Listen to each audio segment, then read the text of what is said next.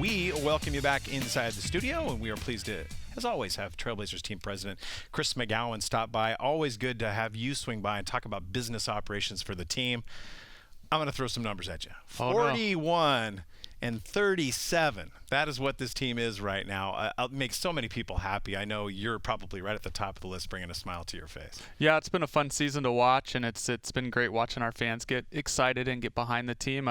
Obviously, at the beginning of the season, there weren't super high expectations, so people didn't really know what to expect. And as they started to see our team kind of come together, the city got more and more excited, and I love talking to people about it, and everyone's just kind of really excited about where we're at and potentially what could happen in the playoffs. So-called experts said that the Trailblazers would have the second worst record in the entire NBA. I mean, when you sit back and look at the job that Neil Olshey, Terry Stotts have done, I mean, those executive of the year, coach of the year, are those in the future for them this year, perhaps? Yeah, you're starting to hear their names mentioned when that's talked about. I just enjoy working with them because I know how good they are, and they understand what we're trying to do from a business perspective. So it's fun when you work with people that kind of respect what you have to do, and it's great at the same time seeing the success that they're having because you know how much hard work and passion they've put into building the team, and I just love to kind of sit and watch that, and hopefully our fans do as well. Yeah.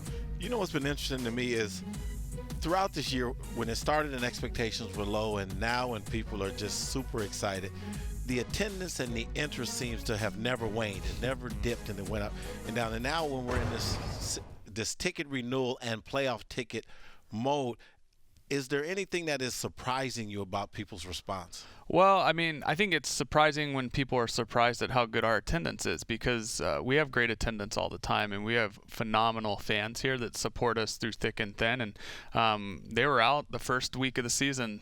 We were selling games out. So that's been awesome to watch. I mean, certainly the demand for tickets is as high as it's been since I've been here. This is I'm going into my fourth year, and we're starting to get to a level from a season ticket perspective where we're talking about things like when are we going to be sold out for season tickets. So, you know, I'm just trying to tell fans, if you're interested in getting season tickets, don't wait. Right now is the time to do it because who knows, going into next season, we may be capped out and not have season tickets available to sell.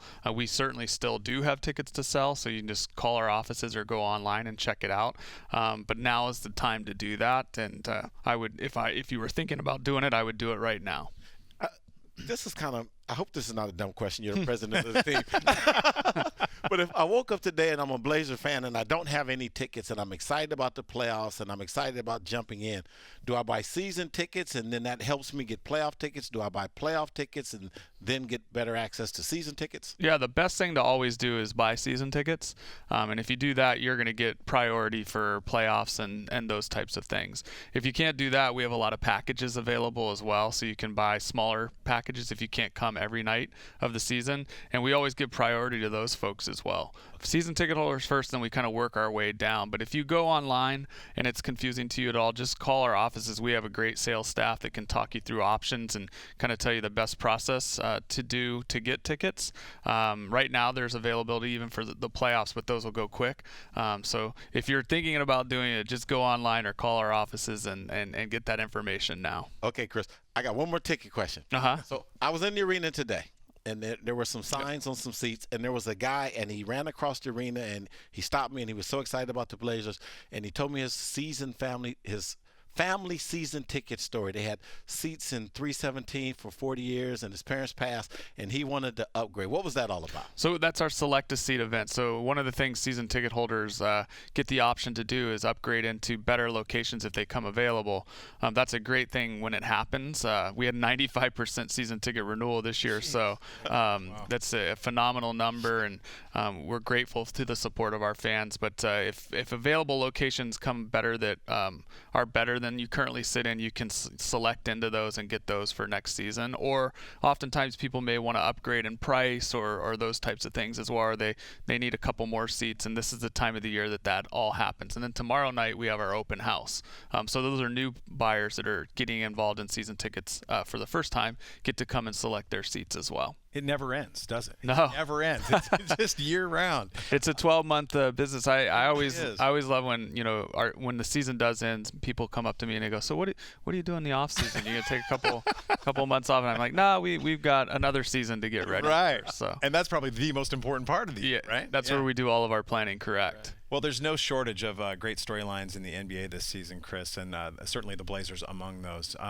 The health of the league as a whole in the post-David Stern era, if you will, it's probably as strong as ever right now, I would guess, right? Yeah, I mean, like I said, I've been in it for almost 4 years now, and I was in hockey and other leagues, but it seems like right now it's a great time to be involved in the NBA. There's just so many exciting things going on. The players are great. There's a lot of new stars that are coming up, and there's a lot of interest everywhere, and it seems like every franchise is doing really well, and it's a testament to what Adam's done, but it's also a testament to the players and how well they conduct themselves, and how entertaining the games are. I mean, I just throw the TV on every night. I can watch any of these games, whether you're in the playoffs or out of the playoffs. It's still exciting.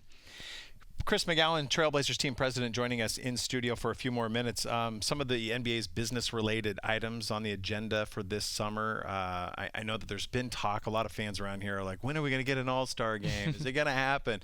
Can you offer any new insight into that whatsoever? Are we just still kind of waiting it out right now? Well, we're waiting it out, but we're also positioning Portland to try to get one eventually. Obviously, they just announced Los Angeles, which I think is going to be great. I mean, I've been to All-Star games there, and the city and the team's doing an amazing job hosting All-Star games. It's a lot of fun to go there. I've had a chance to go to 3 or 4 now that I've been in the league, and I know that Portland could be a great All-Star game as well. And when they do come available, we're always trying to get a game, and I think eventually we will. I always say there's certain things that are helping our cause, like more hotels coming online. They're building potentially a big convention center hotel, which will help our cause as well. And if the weather's like what you just showed, it could be good. But the last 2 All-Star games I've gone to, it was minus 20 in Toronto, and then the year before it was about minus 15 in New York. So I know we're not going to have that type of temperature here when we have one in Portland. Baseball games got rained out today on opening day. Yeah, that's New York, Cleveland. It may rain here a little bit, but it never gets that cold, which is what I like. Chris, Portland as a destination, we're talking about the possibility of an All-Star game. Can you speak a little bit to the number of events and type of events that are coming now and in the Moda Center? Has that been kind of level over the last few years, or has that been on the rise? I think it's been on the rise. We're a little bit more open to trying to get as many entertainment type events into the Rose Quarter, and we've positioned the Moda Center as a kind of a must play for bands to come through the Pacific Northwest. Maybe they were going to Tacoma or Vancouver or Seattle, and that still occasionally happens, but more times than not, Moda Center's getting all the big shows, and we had one Bruce Springsteen last week. We got Paul McCartney coming up, and we run the basketball business as well, but we're also out trying to secure as much other types of entertainment, and we've done well the last couple of years, and we'll continue to do so. You had Ellie Goulding in the house last night. Yeah, I did. I didn't go to that one, but my wife did, and she said it was a good one. Yep.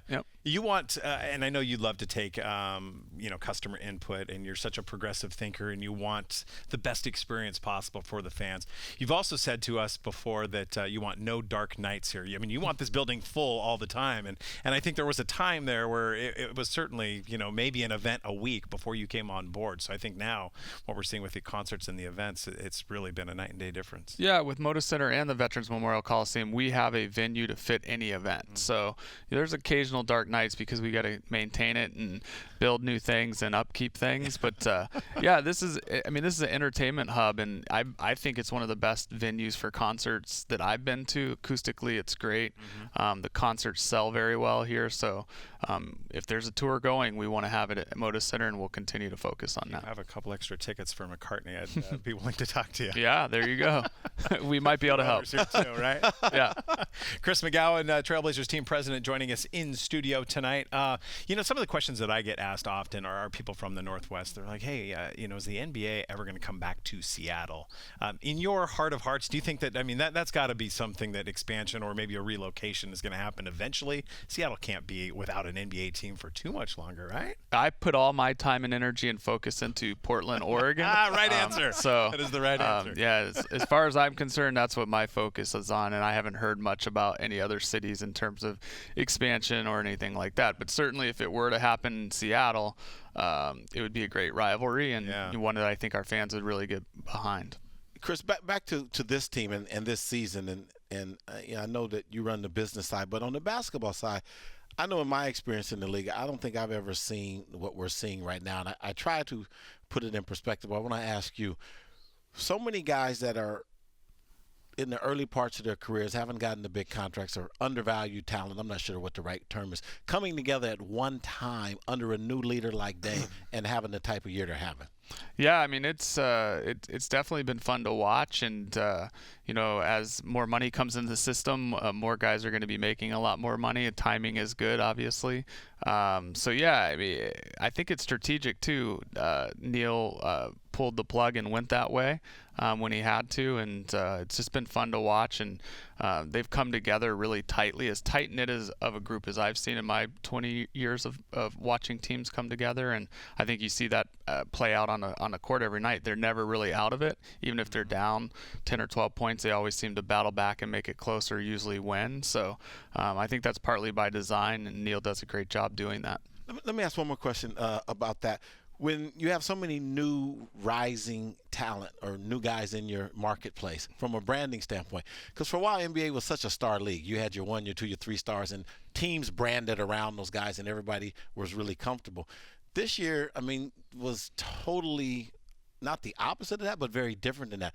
Did that have any impact on the business side? Yeah, I mean, we had a bit of a challenge marketing because we had so many new faces. So our marketing department did a really good job connecting all the new faces to our fans. And, our fans in Portland are more about the team, less about the individual. Obviously, they love the stars like Damian and all those good things, but they're here to support the Portland Trail Blazers, and we know that about them. But at the same time, there's interesting aspects to all the new guys that came into the market, and our marketing department did a really good job of creating special commercials for every player, just to connect them in a way that we had to do pretty quickly, because normally you don't have that much turnover on a roster. So they were quite busy, and part of the reason you answer fans and say, yeah, no, we don't have the summers off, we got to get ready for the next season. And last summer our marketing department was busy putting together about 10 or 12 TV commercials so we could start communicating to our fans who these new guys were.